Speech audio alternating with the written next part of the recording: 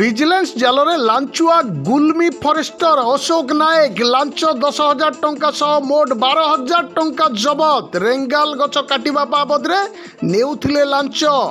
মুরিবাহাল range গুলমি ফরেস্টর Ashok Kumar নায়ক 10,000 টঙ্কা lunch নেবা বেলে তাଙ୍କୁ কাবু করিଥିଲା বଲାଙ୍ଗୀର ভিজিলেন্স টিম। ସୂଚନା ମୁତାବକ କୌଶିକ କୁମାର ଭୋଇ ନାମକ ଜଣେ ବ୍ୟକ୍ତିଙ୍କ ଠାରୁ ରେଙ୍ଗାଲ ଗଛ କାଟିବା ପାଇଁ ଅନୁମତି ଦେବାରେ 10,000 ଟଙ୍କା ଦାବି କରିଥିଲେ ଫରେଷ୍ଟର ଅଶୋକ କୁମାର ନାୟକ ବାବୁ।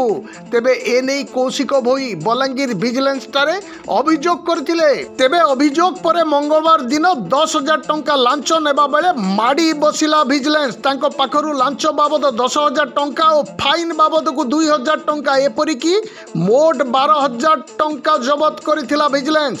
ତାଙ୍କୁ ଅଧିକ ତଦନ୍ତ ପାଇଁ ବଲାଙ୍ଗୀର ଭିଜିଲେନ୍ସ ଅଫିସକୁ ନେବା ସହ ତାଙ୍କ ଘର ସମେତ ଅନ୍ୟାନ୍ୟ ସ୍ଥାନରେ ଚଢ଼ଉ ଜାରି ରହିଥିବା ସୂଚନା ମିଳିଛି।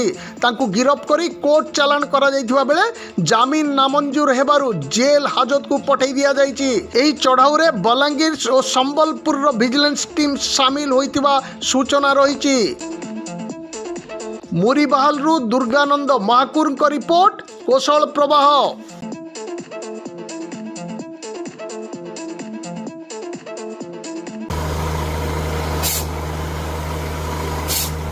नलकूप खनन में प्लान करछन्ति कि जोगाजोग करंतु बाबा बोरवेल। Mobile number 9938110888 9439147028।